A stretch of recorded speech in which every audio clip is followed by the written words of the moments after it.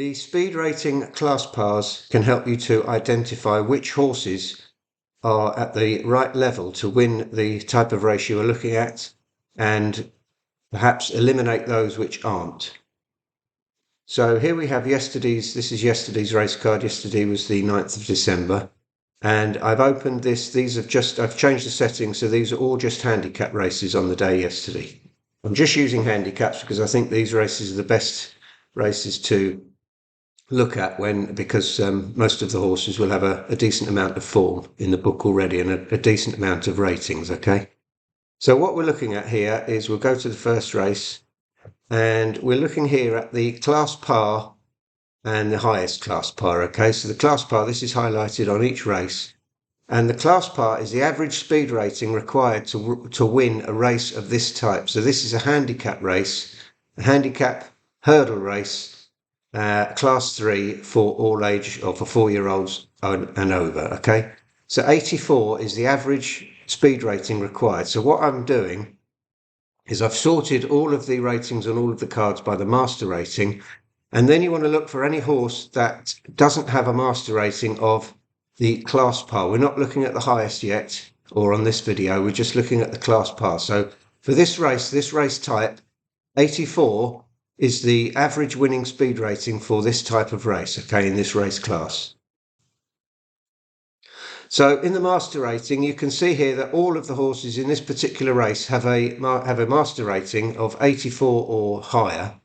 The only one that doesn't is Black Calanese, and if there's no rating, this means the horse hasn't run within 12 months. Personally, I'm quite happy to ignore any horse that hasn't had a rating within the last 12 months. So in this particular race, as the first example, there is no selections or qualifiers or horses to dismiss. So now we move to the 12:20 at Aintree, okay? And the class par for this particular novice handicap hurdle class 4 race for 4-year-olds and over is 76. So we look at the master rating and you can see that there's one horse here which doesn't have a master rating of 76 or higher. And the horse is Moonlight Artist, and as you can see, it was the 5-2. I'm going to say favourite, but I'm not 100% sure. But it was 5-2, and it lost. And in a race of 7 runners, it was actually unplaced. Okay, so that's the first one. Now I'm just going to go through quite quickly on all the other races. Class par in this race is 83. There's 2 horses with a master rating of less than 83, and they are Shollock Jack and Dolphin Square. Both of those were unplaced. Next race, class par 83.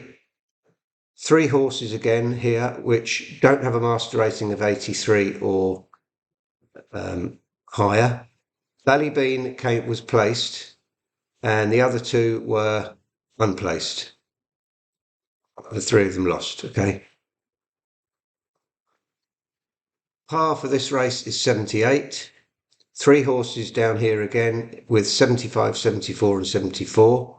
Daily Tiger, A Wave of Sea and Nothing to Ask, and all were unplaced. Next race is the 137 at Chepstow. Class par 86, and we've got 1, 2, 3, 4, 5 horses here that don't have a master rating of 86 or higher. This means that there's only 3 in the race that do. And of these 3, one of them was a winner, and one of the others came second at 11-1. And just one of the horses below 86, beg your pardon, was placed. 205 Aintree, class par 91. None of the horses have a class par of 91 or higher, so this is just a race to ignore. Okay. 212 Chepstow, class par 83, all again with a master rating of 83 or higher, so nothing here. Next race, class par 83 again, and there's 3 horses, Arcube, Punta della Stay and Buxday de Appear, and all of them lost. Okay, 2 of them were placed, but Arcube, I believe, was the favourite on the day, and that was unplaced. Okay, so 3 more losers. The next race is class par 85, and there are three again: Fingles Hill, Prince Zoltar and Lagi Shark, and one of them was placed, the other two lost. This is the only winner on the day, and it was only a 5-6 winner. The class par was 83, and there were three horses without a master rating of 83 or higher. One of them did win, but it was only 5-6, and the other two were unplaced. Next race, 84, class par of 84. Two horses, Fontaine Collonges and Beauport. Beauport was the 3-1 favourite and came second. Fontaine Collonges, also a short price, lost, unplaced. Class par 73, four horses here, and all of them were unplaced, including Faria, who was, I'm not sure what the price was of the horse, but it certainly was the short price favourite. I think it was 2-1, unplaced. Class par 78, three horses here: Dancing Gypsy, Covert Legend and Monkmore Pip. All horses unplaced. Class par 79, no horses with a 79 or less, so that's a race we can ignore. 6:15, class par 83, three horses: Symbolise, Chuzzlewit and Darwell Lion, all unplaced. Class par 76, you've got one horse down here which actually won. I say we're ignoring the horses that haven't had a run for over 12 months anyway. 7:15, Newcastle, class par 79, just installation, and that was unplaced. 7:30, class par 83, two horses here: Bascule and Graphite. Graphite came second and Bascule was unplaced, so no winners again. 7:45, Newcastle, class par 76, two horses: Durkol, Pride of Spain, both unplaced. 8:30, Wolves, class par 79, two horses: Enthrallment, Robert Walpole.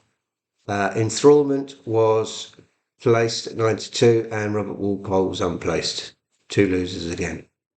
And this race, this is one from earlier. I'm not quite sure why it's down the bottom of the list on this list, but class par 85, only one horse with a class par over 85 pretending, and it won at 3-1. Okay, so this is the last race at Wolverhampton last night, and what I've been doing is Dutch betting with a stake of £20 to lose £20 if one of the horses I don't want to win, or one of the horses that hasn't got a master rating above or level with the class par. And so if any of those do win, I've set it to £20. It's 19.19. It's just how it works out.